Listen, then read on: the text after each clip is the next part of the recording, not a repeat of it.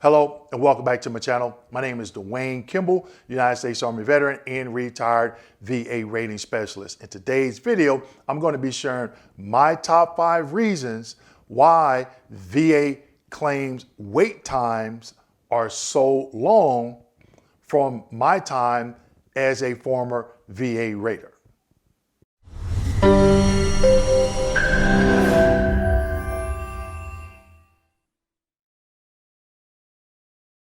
Okay, everyone, so today's video, I'm going to be giving you my top 5 reasons why I feel the VA claims process wait times are so long that I saw as a VA rater. Now, a lot of people today, they'll say, oh, I got a decision in 2, 3, 4, 5 months. That is too long. When I went through this process years ago, claims were averaging a year, if not longer. So back then, if somebody would have said, hey, it's going to take 4 or 5 months, I don't think any veteran would have argued that, hey, that is a long wait time. The VA has come a long way since then. They made some improvements, but we all know they have much work to do going forward. But those wait times are not as long as they used to. Now, they're still long, but they're not as long as in years past, okay? So my top 5 reasons, okay? Number 5, VA employees' lack of training. Now, what I mean by this is when I went through rater training, we started in June, the 1st of June, and I started rating the end of October. There was a lot of training. And in my opinion, this training needs to be done in person. It is too much information to sit on a Zoom meeting for 8 hours, okay? And since then, the VA, I don't think that training is so robust because right before I retired, a lot of people, they move up to rater and then they'll drop back down to VSR. And they were like, it's just too much. And the training, they scaled it down. And I think what happened, a lot of people miss some of that robust training that they used to do in the past, okay? Number 4, unnecessary C&P exams. A lot of veterans are telling me, Dwayne, I had a C&P exam 2 months ago and they're scheduling me again. And I'm like, what? And I'm thinking, well, you went, maybe it's an addendum. No, they're saying that I need to come back in and do the same exam over again. And then about a week or 2 later, they're saying, Dwayne, they cancel it and they're going to go ahead and move forward with that decision. Now, what's the problem with that?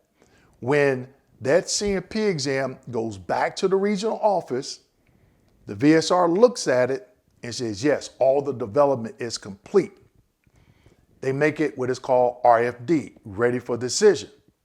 And it's supposed to go to a rater to rate that claim. If it's pulled out of ready for decision phase, back to gathering evidence or further development or whatever, now you just prolong that claim when a decision could have been made. So by the time that they figure out, oh, we shouldn't have requested this second exam, it was an error, it could be 2 or 3 months later, which has extended the life of that claim, okay? Number 3, some VA employees not reviewing all the evidence. And what I mean by that is during that development phase, there may be certain development that needs to be done. And that VA employee whips through it, doesn't see it, sends it to the rater, and the rater's like, hey, it was a couple of things that the vet asked that we didn't go out and develop for. So that rater has to send it back to the VSR, and guess what? Now they just extended the life of that claim when that development could have been done or should have been done initially. Now, that is no fault of the veteran. Keep in mind, these individuals are human. But what are we seeing? We're seeing that happen more often than not. How do we know that it's happening? Because a lot of veterans are getting rating decisions. They're submitting a high-level review, and we all know what happens most times. DTA error, duty to assist error, DTA error. That's how I know that a lot of this information is not being looked at, because when the vet goes to a high-level review, the decision review officer is catching it, okay? And it back and forth, back and forth. And what happens, the vet is called in the middle, and these wait times get longer, longer, and longer. And they shouldn't in most cases. So that goes back to number 5, that lack of training, okay? Number 2, extreme amount of development. This is where veterans make the mistake and extend the life of their own claim, and they don't even know it.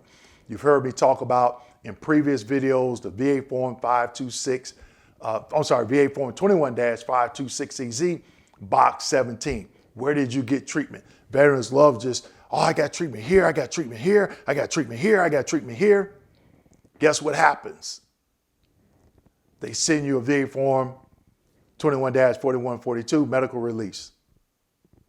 And I've already covered that process, and it goes back and forth, back and forth, back and forth. When you do that, you extend the life of your own claim.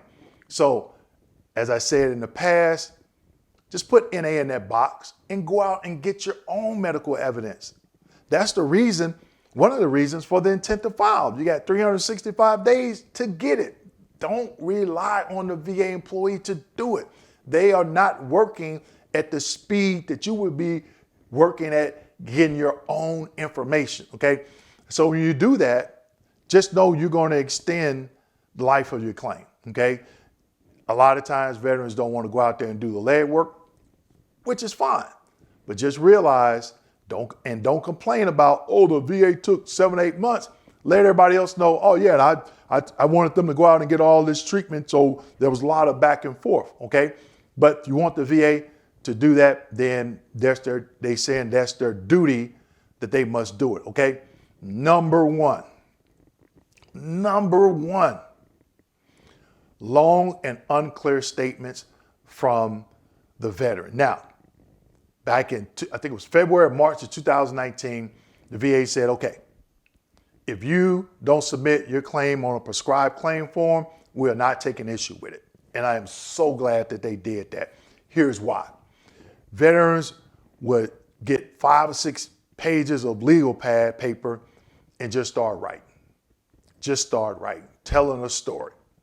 Nothing wrong with that, but oftentimes, not only were they long, they were unclear. So it's like, what are you claiming? Are you claiming back condition, migraines? You know, what is it? After a while, I was like, you know what? I don't understand what the veteran is claiming. I would send it back to the VSR as a deferral and say, hey, veteran submitted a statement. Please ask the veteran to specify exactly what they are claiming. Okay? And when that happens, you go back to the end of the line. When you go back to the end of the line, now you just extended the life of your claim. So when you do that, meaning you write a statement short, direct, and to the point. Now, after 2019, veterans were still submitting long statements. And guess what? They get deferred. They get deferred because if that rater takes issue with what they think you are claiming and don't clarify, that could be an error on them, because somebody else could read that statement and say, oh, I think the veteran was stating this, so you missed the issue on your rating. And now that rater has to fight with the QR team, like, no, I think this, I think that. So what I started doing, I'm like, you know what? I'm not going through all that. I'm gonna put the ownership back on the veteran. Hey, what are you claiming? You got a statement here talking about you pushed Mary Jane off the monkey bars in 3rd grade, and then your football coach grabbed you by the shoulder pads in high school, and then when you got to college, you slipped down some dorm steps. And I'm like, where is all this going? Okay.